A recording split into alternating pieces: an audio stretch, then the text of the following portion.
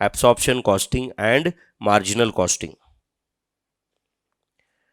Write down the difference between absorption costing and marginal costing. And ऐसे एक table बना देना, absorption costing,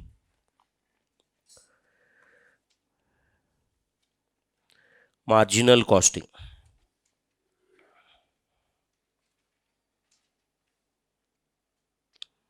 Absorption costing, marginal costing. ठीक है.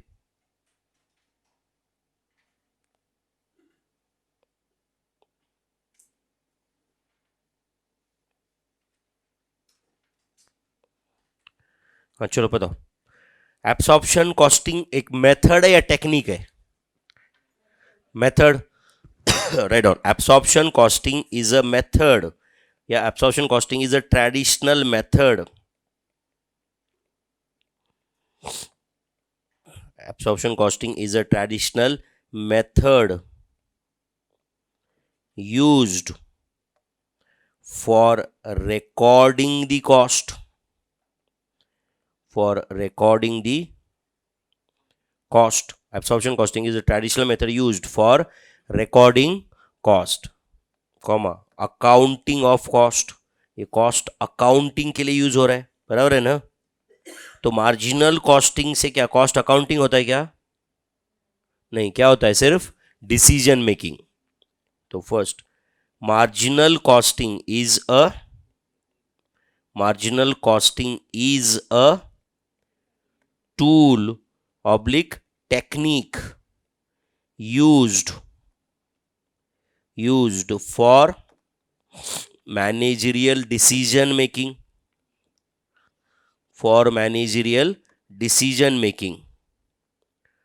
इसमें इधर मेथड, ट्रेडिशनल मेथड एंड इधर टेक्निक को आप अंडरलाइन करके रखो. ठीक है. Absorption costing is a traditional method, कर लिया आपने अंडरलाइन इधर, and it's a technique used for managerial decision making. Okay. Next and main difference बताओ जो हमने इस क्वेश्चन के थ्रू पढ़ा. बोलो. Absorption costing treats fixed cost as a product cost. Right down. It treats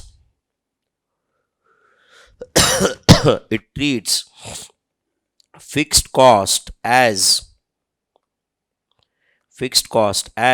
बोलो product cost. It treats fixed cost as product cost. Second, बोलो marginal costing. It treats fixed cost as, बोलो बच्चों, period costs. It treats fixed cost as period cost. Fixed cost as product cost. Fixed cost is treated as period cost. Okay. Third, हाँ बोलो और कौन सा difference आपको पता है? हाँ बोलो. Closing stock is valued at total cost of production. In marginal costing में टोटल कॉस्ट बोला, टोटल कॉस्ट ऑफ प्रोडक्शन बोला, टोटल कॉस्ट ऑफ सेल्स नहीं. समझा ना? मतलब क्लोजिंग स्टॉक वैल्यूएशन के अंदर तुम्हारा राइट फिक्स्ड सेलिंग ओवरहेड्स, समझ रहा है क्या आपको? ये या समझ रहा है क्या? वो नहीं हो सकता. Closing stock is valued eight, हाँ बोलो, total cost of production. Closing stock is valued at total cost of production. समझ में आ रहा है? Write down. Stock is valued at total cost of production. Stock is valued at total cost of production. And बाद में जब वो बेचा जाएगा तो it may absorb the portion of selling and distribution overheads, but तब तक तो फिर सीओजी कॉस्ट ऑफ सेल्स आ जाएगा ना. Yes or no? Closing stock is valued at total cost of production. ठीक है. एंड इधर बोलो stock is valued at variable cost of production. Variable cost of production.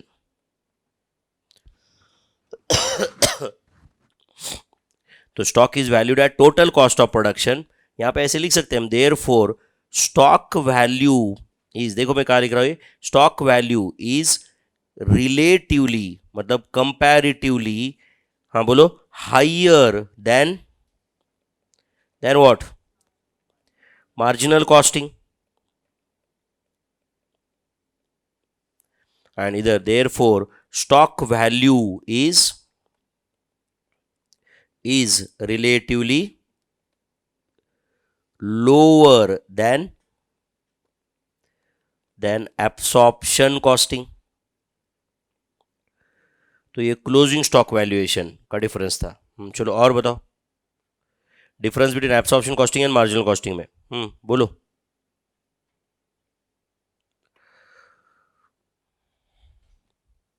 और क्या लिख सकते हैं?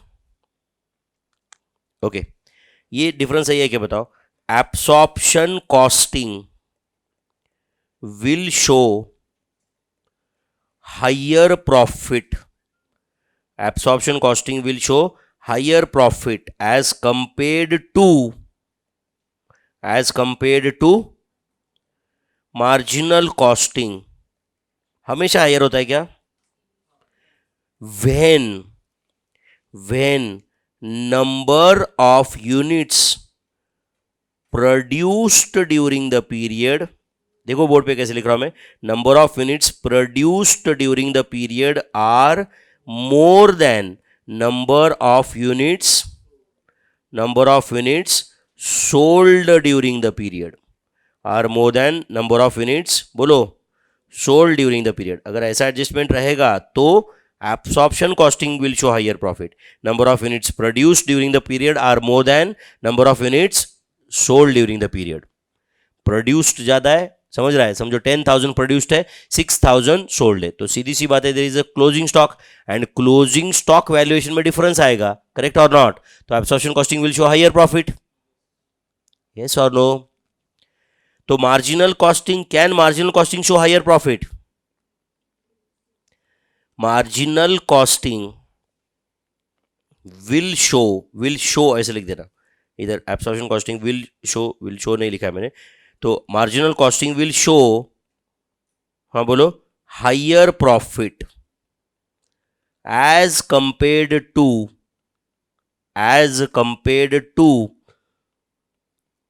Absorption costing,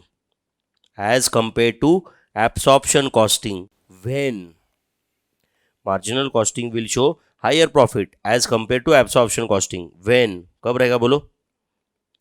number of units sold during that period are more than, हाँ बोलो, number of units produced during the period. ऐसे कैसे हो सकते हैं sold are more than produced? Opening stock समझो तुम्हारा ओपनिंग स्टॉक 10,000 है, प्रोड्यूस्ड 15,000 है एंड सोल्ड 20,000 है, हो सकता है नहीं? तो उस पीरियड में वैसे देखा जाए तो प्रोड्यूस्ड 15,000 ही था but sold is 20,000, yes or no?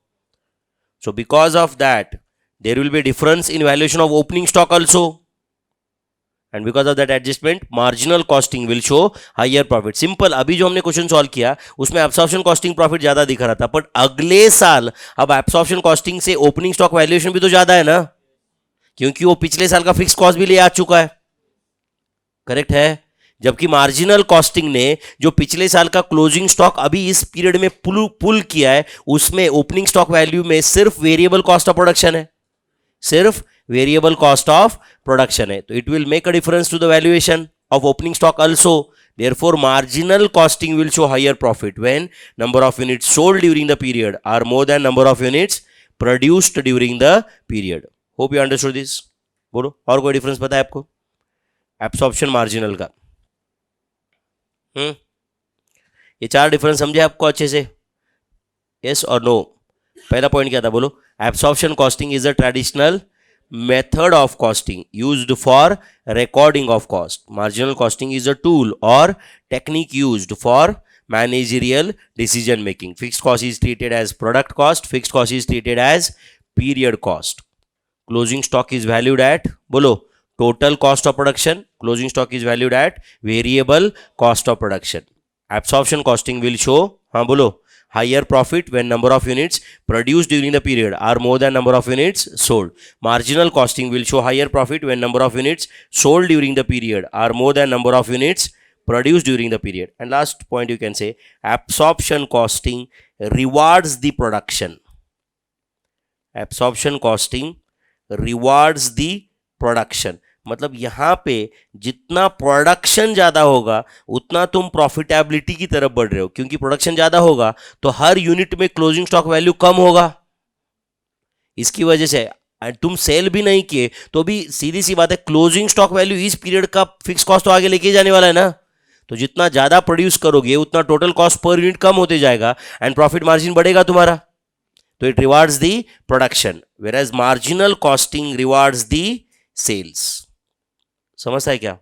Marginal costing rewards the sales, क्योंकि तुम क्लोजिंग स्टॉक में भी बहुत सारे यूनिट्स रख के कोई फायदा नहीं है यहां पे. क्योंकि समझ रहा है क्या, मार्जिनल कॉस्टिंग बोलेगा बॉस पूरा का फिर फिक्स कॉस्ट इधर डिडक्ट करना है. तो जितना ज्यादा सेल्स होगा उतना उस पीरियड के एंगल से बेटर होगा ना, उस पीरियड के प्रॉफिटेबिलिटी के अंडर से बेटर होगा एज पर मार्जिनल कॉस्टिंग. तो absorption costing rewards the production, marginal costing rewards the sales. ऐसा क्वेश्चन आ सकता है एज अ थियरी क्वेश्चन. तो you should know the difference between this absorption and marginal, and proper 5 point चाहिए ये. ठीक है, hope everyone has understood this difference between absorption and marginal costing. 5 points. ठीक है, पढ़ लिया सब लोगों ने, लिखा सब लोगों ने? ओके, अब बताओ आपको मार्जिनल कॉस्टिंग के जो दूसरे फॉर्मूले जो बहुत फ्रिक्वेंटली यूज्ड है, PV ratio, variable cost ratio, break even point, margin of safety ratio, ये सब पता है क्या? पता है या नहीं है? जो भी है, 2 पॉसिबल आंसर है, यस नो. थोड़ा बहुत पता है.